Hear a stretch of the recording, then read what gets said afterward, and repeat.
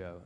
Jalen Brunson said this morning he thinks teams are going to start to emulate, the way the Celtics played last year, the style you guys developed, specifically on offense.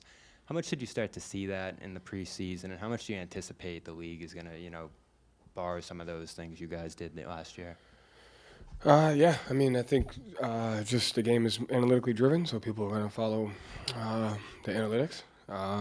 Fortunately for us, we have the analytics, but we have, the guys to be able to do that. So it's a credit to them just kind of buying into the system, but also using their talents to get better as a team. So I think that's kind of what we're focused on there is just how to constantly maximize the talent, the roster that we have, how do we blend it together, how do we take advantage of it from their talent standpoint and then from an analytical standpoint. How do you guys react to that? Because I think you said last year you saw some teams going to the extremes with that three-point attempt rate, and that might influence you guys playing another way. Do you kind of see that happening this year possibly?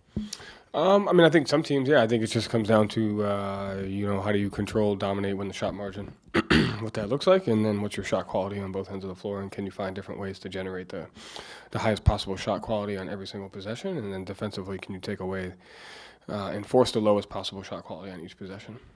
You obviously like to try to keep everybody focused on what's right in front of them. Today's a day where there's a lot of obvious distractions. How do you sort of manage that as a group and get to the game and then be able to focus on the 48 minutes after that? Yeah, I've said this before, like distraction isn't necessarily a bad thing. It just is what it is. So this is a moment, I think, that's important for us to take in, but focus on why we were able to accomplish what we did. And I think that's the key to sustaining the success is, what from this can we emulate on a daily basis? The togetherness, the effort, the execution, the details, the fundamentals, the toughness, all the things that go into, are the reason why we're in this position that we're in tonight before the game, right? So can we understand that? Can we cherish that? Because I think, it's important to focus on that. And then can we emulate those things that led us to that and do that over again and see where it takes us? Is that the same mindset you've had since the start of training camp? Yeah. Yeah, no question. And again, it's not, the goal is to do it every single year. So that's just the goal. But it's focusing on the process of what goes into that. There's a lot of decisions that you have to make on a daily basis about how you're going to compete at the highest level. And as long as you look at it from a process-oriented approach, I think it puts you in position to kind of go after that, Joe, what was the feeling like driving into the stadium today, knowing that this is your third season as a head coach? This is your first regular season game this year. Yeah, it was a good feeling. I think I love coming in, on Sturo, and then just being grateful for the opportunity that I have to coach this team, to work with the guys, the staff, and the players, and the organization, and you get to work for the Celtics. So it's the best city, it's the best team. There's no question about it. So what's better than that?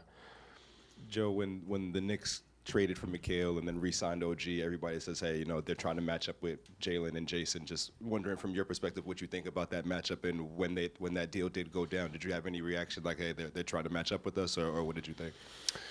I just looked and said they got better. So, I think that's like we talked about before, it's the fine balance of, I think it was June 28th was when they made the trade. And so when you see that, and you're like, damn, your enemy's gotten better. So what are you going to do about it? And so they made trades to get better, and we got to, we believe in the roster that we have, and it's about us finding internal ways to get better every single day. And they're a great team, and we think we are too. So it's a great first test for us, and there'll be a lot more along the way. But, they're obviously a very good team with a lot of good players, and yeah, we'll see tonight.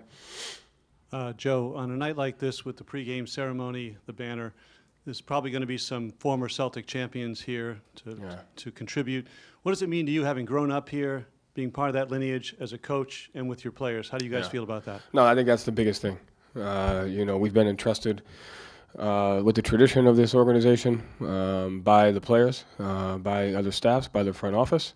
And we have a responsibility and ownership to the city and to the people that came before us. And this job isn't what it is if the people before us didn't put the time and the effort into making it what it was. And so because of them, we're able to kind of go after stuff and be a part of this. And so there's a sense of gratitude not only to the city, but to the people that came before us. And I think that moment is cool than anything else, is just watching what you're a part of. It's something so much bigger than 1 year, 2 years. It's, it's a lifestyle. And I think the quote that Red said, "The Celtics are a way of life," is true, and that's it's something I don't take lightly.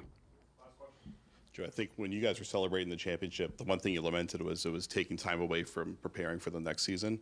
And Mentally and emotionally, yes. you just cited the date of that Knicks trade, so Yes. clearly you were paying attention. How much do those moments throughout the offseason kind of give you a spark to prepare for the next year? Yeah, I mean, it's not necessarily spark, just a humbling factor. You got it. Like again, I've always said we're not going to take away from anything that we accomplish. You just can't be attached to it, and so you're constantly going through moments of gratitude, moments of understanding what you did, but then moments of awareness of what your environment is going on and what's going on around you and how you can be ready for that. So. That's the most important thing, and you see the people around you get better, and you got to get better. And I think that's a great opportunity for us to do that this year. We're really excited about it.